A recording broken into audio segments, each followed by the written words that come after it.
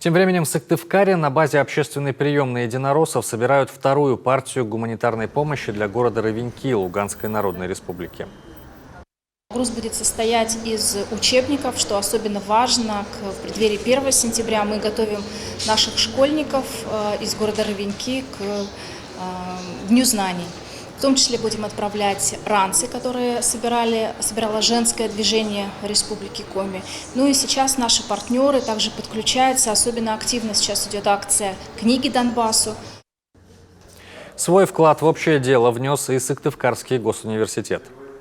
Университет уже не в первый раз оказывает помощь жителям освобожденных территорий Украины.